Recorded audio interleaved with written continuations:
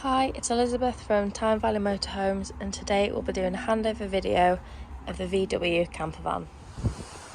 At the back of the vehicle on the driver's side, we've got your hookup point.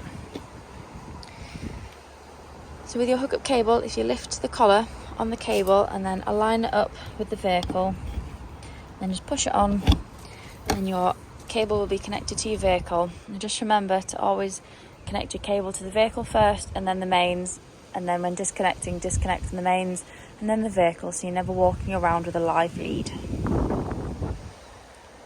And next we've got your freshwater filler point. So you'll need a key to unlock the cap, and then you can just twist and take your cap off, and then you'll need a hose pipe and some adapters, as some sites just provide a brass tap.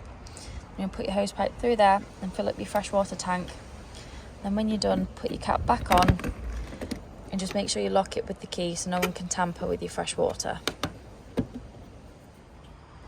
the back of the vehicle, we've got your large windows for the rear seats, and then we've also got your 4 reversing sensors along the bottom. So once you've opened the doors, you'll find another LPG sticker, and then if you open the locker, you'll find your gas bottle. When you're connecting your pigtail to your gas bottle, remember it's left to tighten, right to loosen, opposite way around being gas. And then to turn the gas flow on and off, it's just this red dial on the top here. The first thing you're going to want to do when you get into your vehicle is put your pop top roof up. So you need to release these straps first.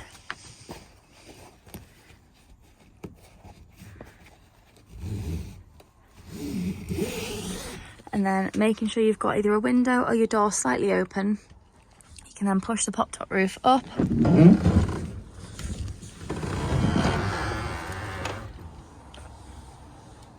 And once the roof's all the way up, it will reveal your sleeping area.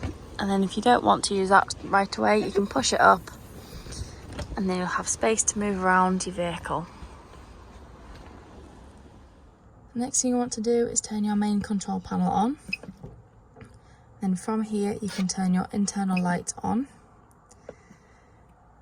Up here you can also check the status of your leisure battery and your vehicle battery.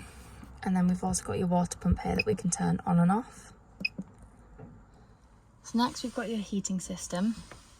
So the first one is the 3 wavy lines, which is your internal heating. So if you click on that, you'll then be able to scroll and pick a temperature. So it goes from 5 degrees all the way up to about 35 degrees. And then whatever temperature you want to select, click the button again. And then this little button will go green. That means your heating's on. If the button goes red at all, it means there's a fault, which means you might have run out of diesel. If you have, you need to get to a petrol station, fill up your tank full of diesel, and then keep running the system through until it continuously goes green and your heating starts to work. To turn it off, you just press the button and it'll go white. Next is your fan. So this is ventilation. So you've got a couple of different levels. You can have level 1 or 4. And then you've got time, so you can select a time or just have it on continuously. And then it will go blue. This means you've got your ventilation on. It'll run for as long as you want, and then again when you want to turn it off, you just press the button and it will go off. In the back of the vehicle we've got your power supply unit. So on the left hand side we've got your fuses. So it's always a good idea to take some extra fuses with you on holiday, just in case any of them blow, you can easily replace them.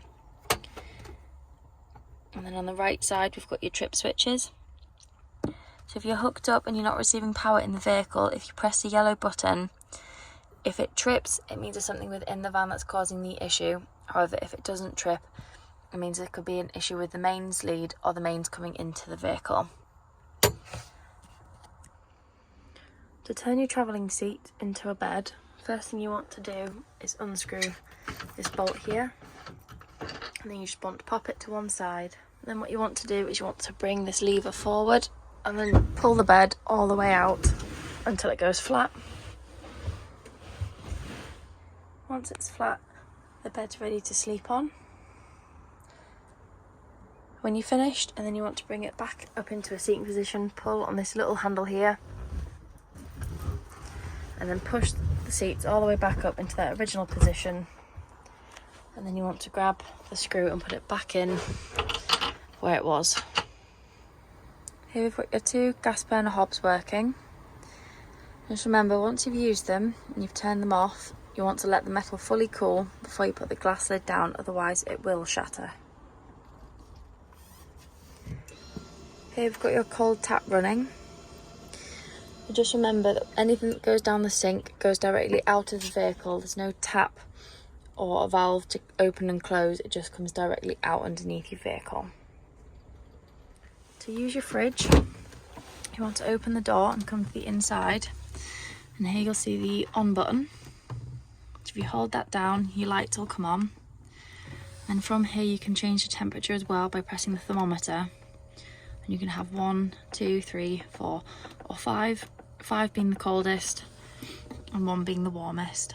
When you want to bring your pop top roof down, first thing you want to do is bring your bed down,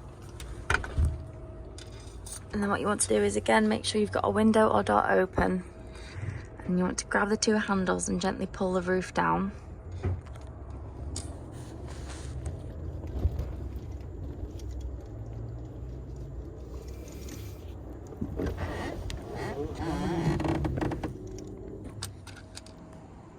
Then what you want to do is pull the rest of the canvas in on all sides, front and the driver's side and passenger side.